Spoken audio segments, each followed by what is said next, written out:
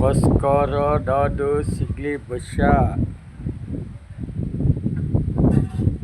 ಇವತ್ತು ಈ ಒಂದು ಉತ್ತರ ಕರ್ನಾಟಕದ ಶಕ್ತಿ ಗ್ರಾಮದ ಹನುಮಕ್ಕನವ್ರು, ತಗಡೆ ನನ್ನ ಮಗನೇ ಕೇಳು, ಏನು ಹೇಳಿಕೆ ಕೊಡ್ತಾ ಇದೀಯಾ ನೀನು? ಈ ಅಜಿತ್ ಹನುಮಕ್ಕನವರು ಒಬ್ಬ ನ್ಯಾಯಾಧೀಶರನ್ನು, ಒಬ್ಬ ರಾಜಕಾರಣಿಯನ್ನು ಹಾಗೂ ಒಬ್ಬ IAS IPS ಅಧಿಕಾರಿಗಳನ್ನು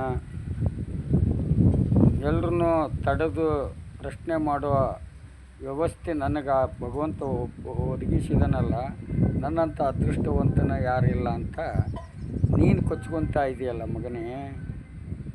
ನೀನು ನಿಜವಾಗಿ ಪತ್ರಕರ್ತ ಆಗಿದ್ದರೆ, ಉತ್ತರ ಕರ್ನಾಟಕದ ಹುಲಿನ ಆಗಿದ್ದರೆ, ನೀನು ಯಾರ ಭಯ ಇಲ್ದೇ ಈ ಕಳ್ಳನಿಂದ ಹಿಡಿದು ಪ್ರತಿಯೊಂದು ಪ್ರಧಾನಮಂತ್ರಿವರೆಗೂ ಪ್ರಶ್ನೆ ಮಾಡ್ತೀನಿ ಅನ್ನೋಂಥ ಅದೃಷ್ಟ ನನಗೆ ಒಲ್ದೈತಿ ಅಂತ ನೀನು ಹೇಳ್ತೀಯಲ್ಲ. ಹಾಗಾದ್ರೆ ನಾನು ನಿನಗೊಂದು ಪ್ರಶ್ನೆ ಮಾಡ್ತೀನಿ.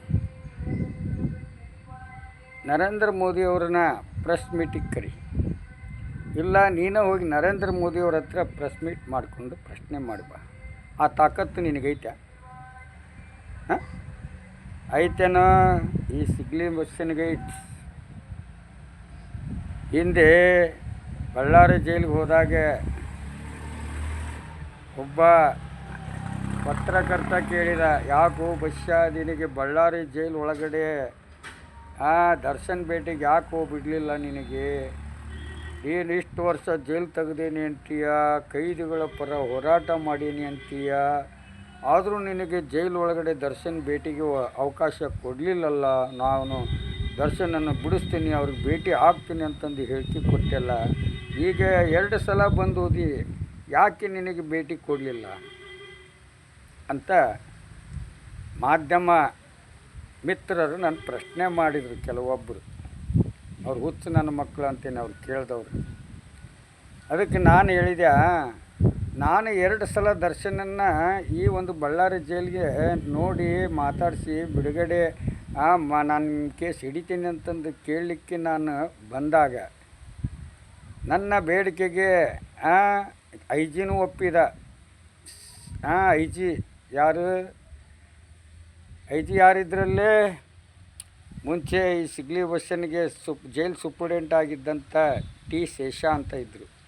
ಆ IG ಅವ್ರ ನಂಬರ್ ತೊಗೊಂಡು IG ಅವ್ರಿಗೂ ಪ್ರಶ್ನೆ ಮಾಡಿದೆ, ಏನ್ರಿ ಸಿಗ್ಲಿ ಬಸ್ಸ ಸಾರ್ವಜನಿಕರ ಥರ ನನ್ನ ಕಾಣ್ತಾ ಇದ್ದಾರೆ ಇಲ್ಲಿ ಪೊಲೀಸ್ನವರು, ಕೈದಿಗಳ ಪರ ಪಾದಯಾತ್ರೆ ಮಾಡಿ ಕೈದಿಗಳ ಬಿಡುಗಡೆಗೆ ಒಂದು ಒತ್ತು ಕೊಟ್ಟಂಥ ಬಸ್ಯ ಇದ್ದೀನಿ. ಇವತ್ತು ಕೈದಿಗಳ ಕಷ್ಟದಲ್ಲಿ ಇದ್ದಾರೆ, ಅಲ್ಲಿಗೆ ಅನ್ಯಾಯ ನಡೀತೈತೆ ಅಂದರೆ ಆ ಕೈದಿಗಳ ದರ್ಶನಕ್ಕೆ ಭೇಟಿಗೆ ಯಾಕೆ ನೀವು ಅವಕಾಶ ಕೊಡೋಂಗಿಲ್ಲ?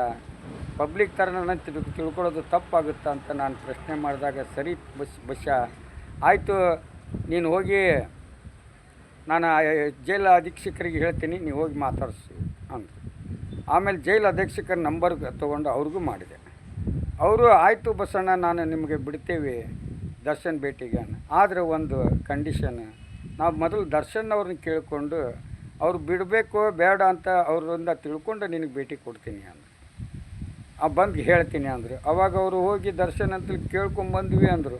ಯಾಕಂದ್ರೆ ಒಬ್ಬ ಜೈಲು ಅಧೀಕ್ಷಕ ಹೇಳಿದ ಮಾತು ನಾವು ಒಪ್ಪಲೇಬೇಕು, ಇಲ್ಲ ಅಂತ ವಾದ ಮಾಡೋಕ್ಕೆ ಬರೋಂಗಿಲ್ಲ. ಅವ್ರು ಬಂದು ಹೇಳಿದರು, ನೋಡಪ್ಪ ಫ್ಯಾಮ್ಲಿ ಹೊರತುಪಡಿಸಿದ್ರೆ ಬೇರೆ ಯಾರಿಗೂ ಭೇಟಿಗೆ ಅವಕಾಶ ಕೊಡಬೇಡಿ ಅಂತಂದು ದರ್ಶನ್ ಅವ್ರು ಹೇಳಿದ್ದಾರೆ, ಈಗೇನು ಹೇಳ್ತಿದ್ದೀಯ ಅಂದರು.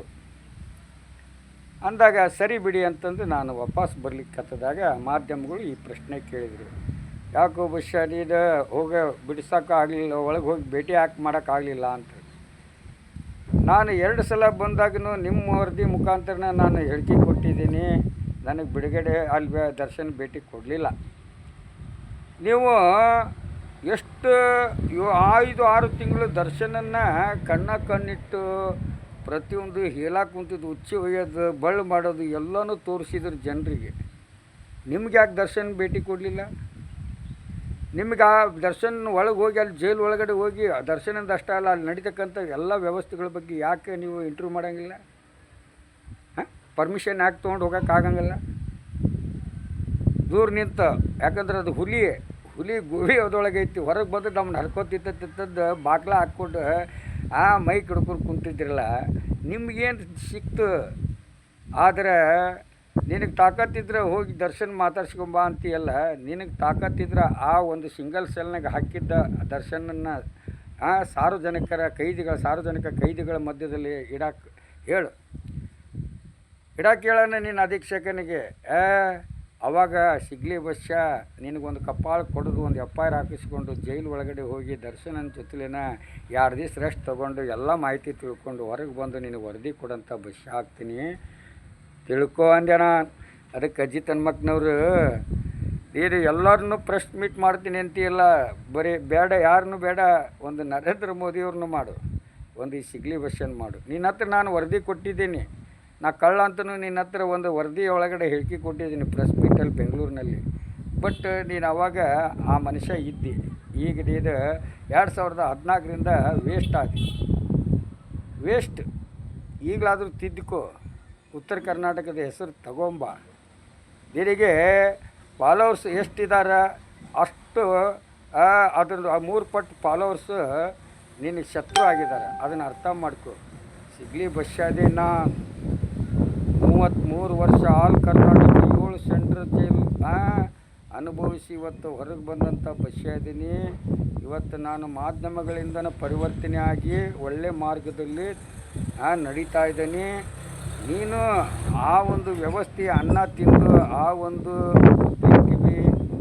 ವ್ಯವಸ್ಥೆಗೆ ನೀನು ಅವಮಾನ ಮಾಡಿ ಇದ್ದಂಥ ಪ್ರಜೆಗಳಿಗೂ ಧಕ್ಕೆ ಕೊಡೋಂಥ ವ್ಯವಸ್ಥೆ ನಿನ್ನಿಂದ ಆಗಬಾರ್ದು. ಎಂತಿಂಥ ಪತ್ರಕರ್ತರು ಜೈಲಿಗೆ ಹೋಗಿ ಬಂದಿದ್ದಾರೆ. ರವಿ ಬೆಳಗೇರಿ ಏನು ನೋಡಿದ್ದಿಲ್ಲ, ಅವನ ಅಷ್ಟೇ ನೀನೇನು ಆಟ ಆಡೋಕ್ಕಾಗಲ್ಲ ಅಂಥವನೇ ಜೈಲಿಗೆ ಹೋಗಿ ಬಂದ. ಎಂತಿಂಥವರೇ ಜೈಲಿಗೆ ಹೋಗಿ ಬಂದರು. ಅನುಭವ ಬೇಕು ನಿನಗೆ. ಯಾವ ಅನುಭವ ಇಲ್ಲ. ಒಂದು 6 ತಿಂಗಳ ಜೈಲಿನಾಗ ಕುಂತು ಕತೆ ತಿಳ್ಕೊಂಬ. ಆವಾಗ ನಿನಗೆ ದೇಶದ ಬಗ್ಗೆ, ಪ್ರಜೆಗಳ ಬಗ್ಗೆ, ಜಾತಿ ಧರ್ಮಗಳ ಬಗ್ಗೆ ಗೊತ್ತಾಗುತ್ತೆ ಮಗನೇ. ಯಾವುದು ಗೊತ್ತಿಲ್ಲದೇ ಒಂದು ವಿದ್ಯೆ ಕಲಿತ ಆ ವಿದ್ಯಾದಲ್ಲಿ ಮಾತಾಡಿಬಿಟ್ರೆ, ಪಾಠ ಓದಿದ್ರೆ ಪರೀಕ್ಷೆ ಬರೋಕ್ಕಾಗುತ್ತಾ? ಅನುಭವ ಬೇಕು. ಸಿಗ್ಲಿ ಬಸ್ಸ 33 ತಾಸು ಆಲ್ ಕರ್ನಾಟಕ 7 ಸೆಂಟ್ರಲ್ ಜೈಲಲ್ಲಿ ಇತಿಹಾಸನ ತಿಳ್ಕೊಂಡು ಹೊರಗೆ ಬಂದವ ನಾನು. ಈಗ 56 ವರ್ಷ ಇದ್ದನ್ನು ಕಂಡ ತಿಂದಿಲ್ಲ, ಹೆಂಡ ಕುಡಿದಿಲ್ಲ, ಸೊಂಟ ಲೂಜಿಟ್ಟಿಲ್ಲ. ರೋಡೇ ನನ್ನ ಆಸ್ತಿ, ಜನರೇ ನನ್ನ ಆಸ್ತಿ. ದುಡಿಲಾರ್ದ ಜೀವನ ಮಾಡಿ, ಟಿಕೆಟ್ ಇಲ್ಲ, ಪ್ರಯಾಣ ಮಾಡಿ, ಜೋಳಿಗಿಲ್ದನ ಹೋಳಿಗೆ ಊಟ ಮಾಡಿ, ಎಲ್ಲ ಲಿಂಗ ಒಂದೇ ಲಿಂಗ ಅಂತ ತಿಳ್ಕೊಂಡು ಬಾಳೋ ಬಸ್ಸನ್ನತ್ರ. ನಿನ್ನ ಇತಿಹಾಸನ ಹೊರಗೆ ಚೆಲ್ಲಕ್ಕೆ ಹೋಗ್ಬೇಡ. ಮುಚ್ಚಿಕೊಂಡು ಇದ್ಕೊಂಡು ಮಾತಾಡ್ಕೊಂಡು ರಿಟೈರ್ಡ್ ಆಗಿ ಮನೆ ಹೇಳ್ಸೇರ್ಕೊ. ಅದು ಬಿಟ್ಟು ನಾ ಹೀರೋ, ನಾ ಹಂಗೋ ಹಿಂಗೆ ಅಂತ ಹೇಳ್ಕೊಬೇಡ. ಹೀರೋ ಯಾರಿಗಂತಾರೆ ಗೊತ್ತೇನೋ? ದಡ್ಲಿ ಸೋಮ, ಅವ್ನಿಗೆ ಹೀರೋ ಅಂತೀನಿ ನಾನು. ಅವ್ರು ಹೇಳಿದ್ರು LLB ಓದಿದ್ರೆ ಬಸ್ಸ, BA ಓದ್ತಾ ಇದ್ದೀನಿ, LLB ಒಂದು ಮುಗಿಸ್ಬಿಟ್ರೆ ಸಿಗ್ಲಿ ಬಸ್ಸ ನಿನ್ನ ಸಲಹೆಗಾರನ ಮಾಡಿಕೊಂಡು ಎಂತಿಂಥವ್ರನ್ನ ದುಷ್ಟರನ್ನ ಹೊರಗೆ ತೆಗೆದು ಒಳ್ಳೆಯವ್ರನ್ನ ಸೇವೆ ಮಾಡಿ, ನಾನು ಒಂದು ವೃತ್ತಿಯಲ್ಲಿ ರೌಡಿ ಆದರೂ ಪ್ರವೃತ್ತಿಯಲ್ಲಿ ಉತ್ತಮನಾಗಿ ನಿವೃತ್ತಿಯಲ್ಲಿ ಒಬ್ಬ ಹೀರೋ ಆಗಬೇಕನ್ನೋ ಕನಸಿತ್ತು ಅವ್ರಿಗೆ. ಆ ಕನಸನ್ನ ನುಚ್ಚು ಮಾಡಿದ್ದ ಪೊಲೀಸ್ ಡಿಪಾರ್ಟ್ಮೆಂಟ್. ಯಾಕಂದರೆ ಅವನೇನಾದರೂ ದಡ್ಲಿ ಸೋಮಣ್ಣ ಬದುಕಿದ್ರೆ ಇಡೀ ಕಾಲೇಜ್ ಸ್ಟೂಡೆಂಟ್ಗಳೆಲ್ಲ ರೌಡಿಗಳು ಹಾಕಿದ್ರು. ಜಾಗೃತ. ಅದಕ್ಕೆ ಎನ್ಕೌಂಟರ್ ಮಾಡಿದ್ದು.